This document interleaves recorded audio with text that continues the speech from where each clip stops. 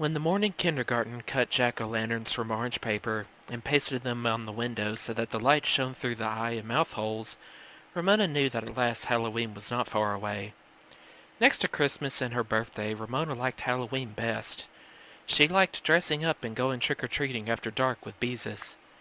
She liked those nights when the bare branches of trees waved against the streetlights and the world was a ghostly place. Ramona liked scaring people, and she liked the shivery feeling of being scared herself. Ramona had always enjoyed going to school with her mother to watch the boys and girls of Glenwood School parade on the playground in their Halloween costumes. Afterwards, she used to eat a donut and drink a paper cup of apple juice if there happened to be some left over. This year, after years of sitting on the benches with mothers and little brothers and sisters, Ramona was finally going to get to wear a costume and march around and around the playground. This year, she had a donut and apple juice coming to her. "Mama, did you buy my mask?" Ramona asked every day when she came home from school.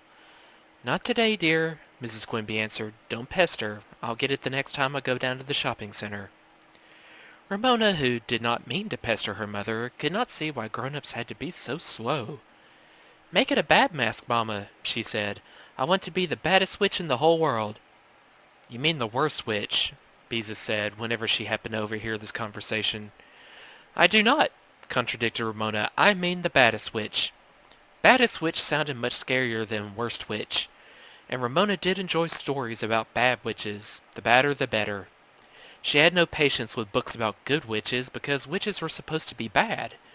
Ramona had chosen to be a witch for that very reason. Then one day when Ramona came home from school, she found 2 paper bags on the foot of her bed. One contained black material and a pattern for a witch costume. The picture on the pattern showed the witch's hat pointed like the letter A. Ramona reached into the second bag and pulled out a rubber witch mask so scary that she quickly dropped it on the bed because she was not sure she even wanted to touch it. The flabby thing was the grayish-green color and mold and had stringy hair, a hooked nose, snaggled teeth, and a wart on its nose. Its empty eyes seemed to stare at Ramona with a look of evil. The face was so ghastly that Ramona had to remind herself that it was only a rubber mask from the dime store before she could summon enough courage to pick it up and slip it over her head. Ramona peeked cautiously in the mirror, backed away, and then gathered her courage for a longer look. "That's really me in there," she told herself and felt better. She ran off to show her mother and discovered that she felt very brave when she was inside the mask and did not have to look at it. "I'm the baddest witch in the world," she shouted, her voice muffled by the mask, and was delighted when her mother was so frightened she dropped her sewing.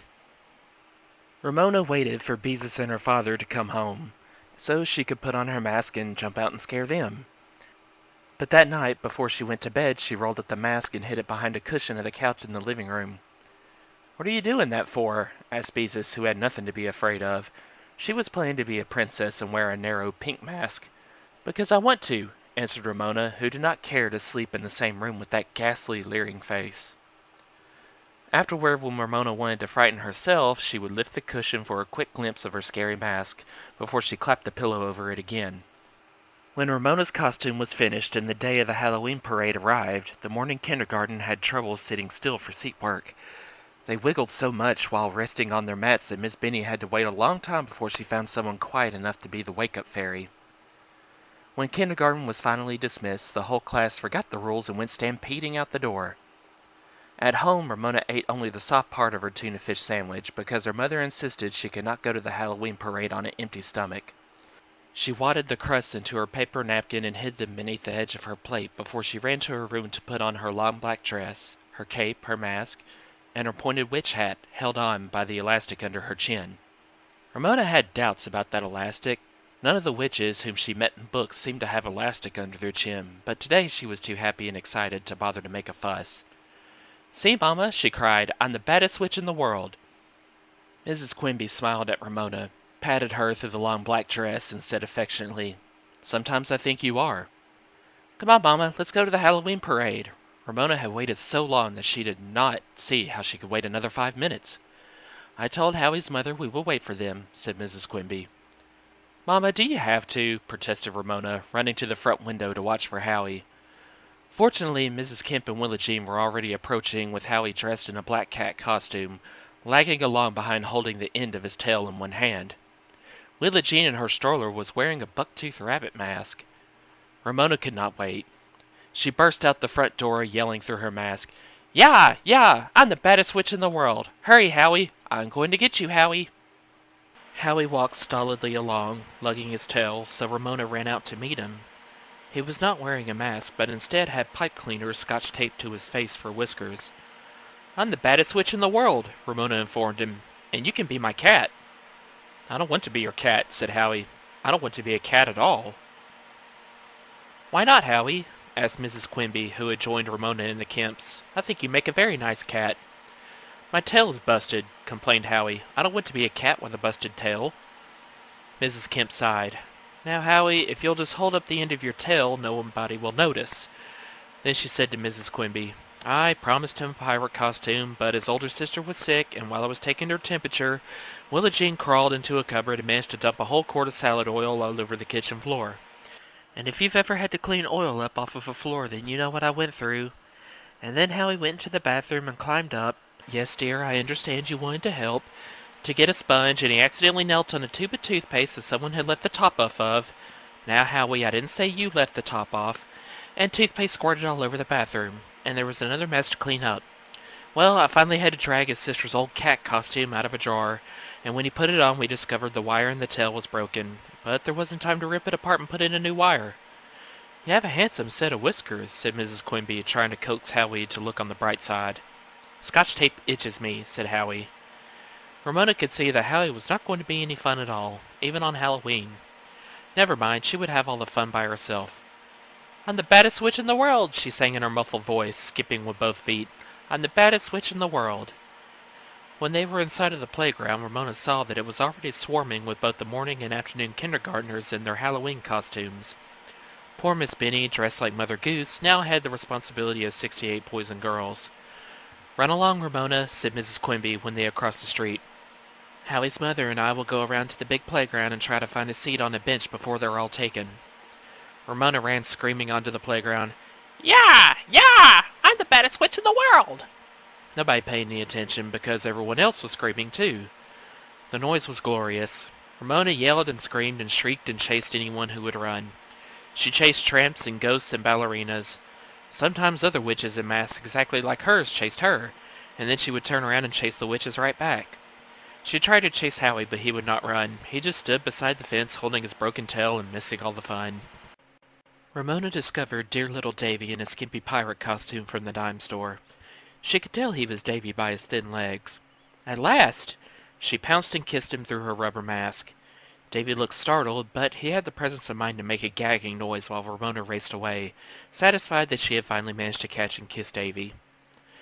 Then Ramona saw Susan getting out of her mother's car.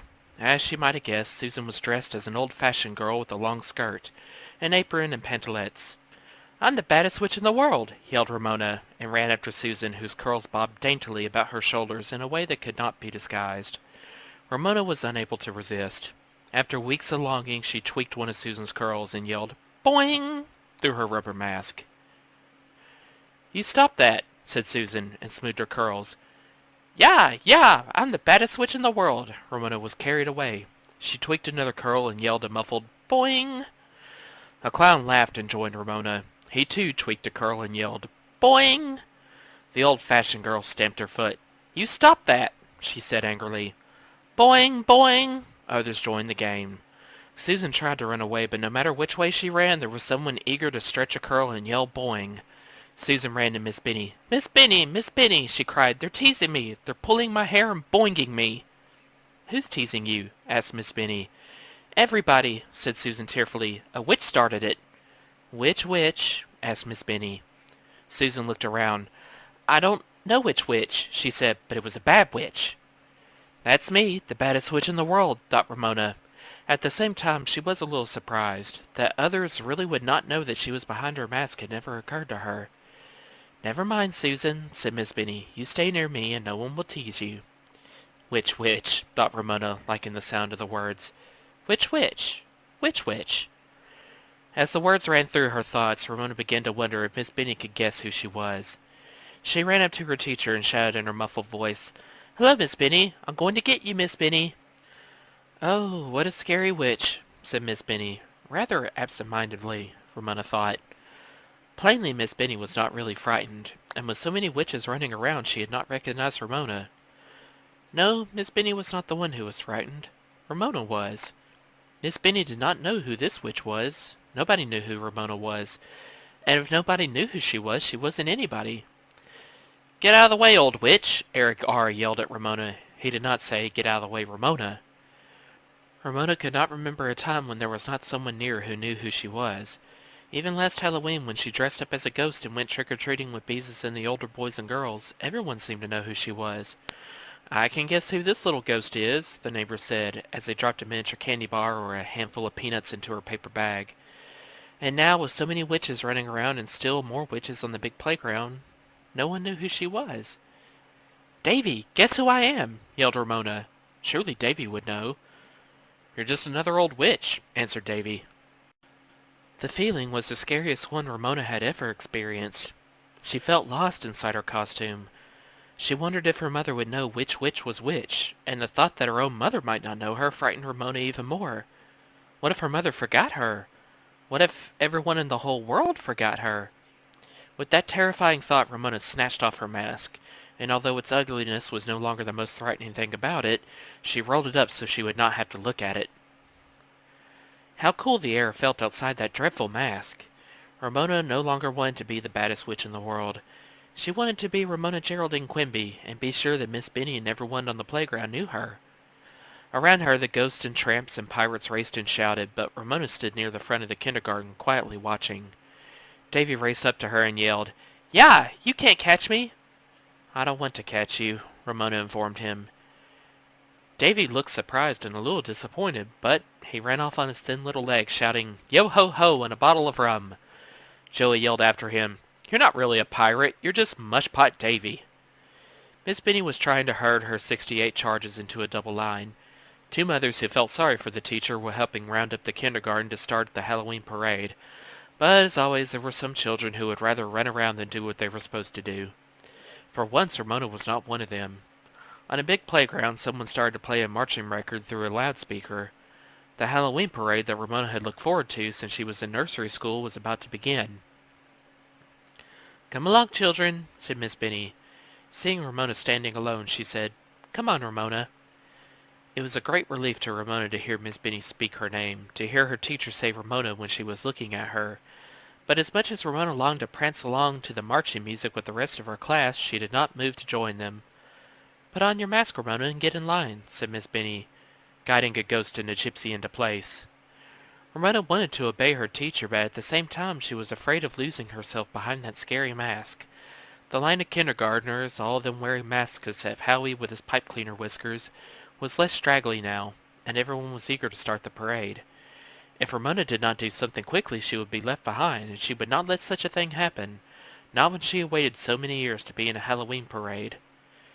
Ramona took only a moment to decide what to do. She ran to her cupboard inside the kindergarten building and snatched a crayon from her box. Then she grabbed a piece of paper from the supply cupboard.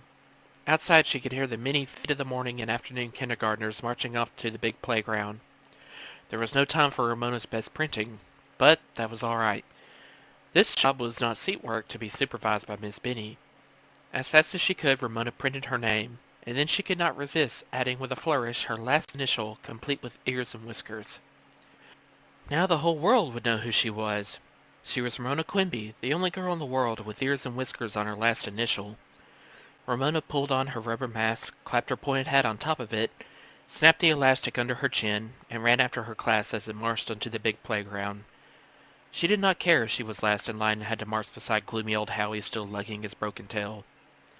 Around the playground marched the kindergarten, followed by the first grade, and all the other grades, while mothers and little brothers and sisters watched. Ramona felt very grown up, remembering how last year she had been a little sister sitting on a bench waiting for her big sister Beezus to march by and hoping for a leftover donut. "Yeah, yeah, I'm the baddest witch in the world," Ramona chanted as she held up her sign for all to see. Around the playground she marched toward her mother, who was waiting on the bench. Her mother saw her, pointed her out to Mrs. Kemp, and waved. Ramona beamed inside her stuffy mask. Her mother recognized her.